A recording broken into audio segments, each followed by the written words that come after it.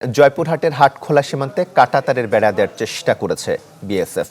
BGB জানায় ভোরে ঘোনাপাড়া শূন্য রেখায় এসে কাঁটাতারের বেড়া দেওয়ার কাজ শুরু করে ভারতীয় সীমান্তরক্ষীরা। স্থানীয়দের মাধ্যমে বিষয়টি জানার পর বাধা দেয় বিজিবি। পরে বেড়া নির্মাণ বন্ধ রেখে সরে যায় তারা। এ নিয়ে আলোচনায় বসার কথা থাকলেও সাড়া দেয়নি বিএসএফ। এমন ঘটনায় আতঙ্ক বিরাজ করছে স্থানীয়দের মাঝে।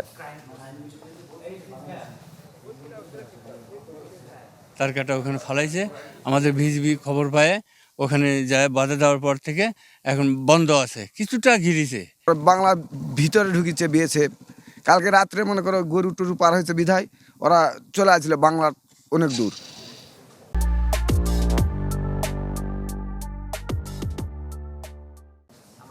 এ বিষয়ে আরো খবর জানাতে সেখান থেকে সরাসরি যুক্ত হচ্ছেন হারুনুর রশিদ।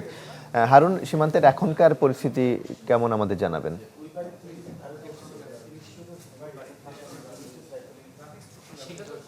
তামাল, জয়পুরহাটের পাঁচবিবি উপজেলার হাটখোলা বিউপির এটা উসনা, পূর্ব উসনা ঘোনাপাড়া 281 পিলারের সাব পিলার 33, 34, 35 এই পিলার এলাকায় আজ ভোরে শীতের সকালে কুয়াশাচ্ছন্ন যে আকাশ ছিল, এই আকাশে কুয়াশাচ্ছন্ন থাকার কারণে বিএসএফ, ভারতীয় বিএসএফ সদস্যরা তারা তার কাটা নিয়ে এসে তাদের আমাদের যে শূন্যরেখা আছে, শূন্যরেখা থেকে 15-20 গজ দূরে তারা তাদের যে একটি সড়ক আছে, সড়কের পাশ দিয়ে তারা তার কাটা বেড়া দেওয়ার চেষ্টা করে।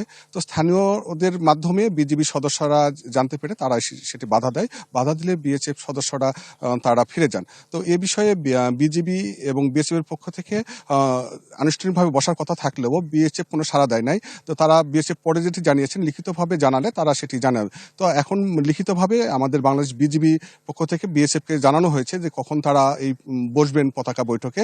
তো সেটি কিন্তু এখনো তারা নিশ্চিতভাবে এটা তারা কিন্তু জানাননি।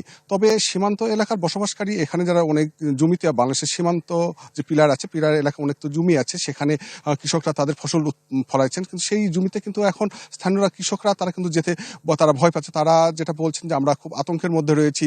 ওদিকে বিএসএফ সদস্যরা তারা আছেন, বিজিবি সদস্যরা, কিন্তু এখানে এখনো কোনো উত্তেজনাকর কোনো পরিস্থিতির সৃষ্টি হয় নাই, এমনটি জানিয়েছেন এখানে বিজিবির পক্ষ থেকে জানানো হয়েছে।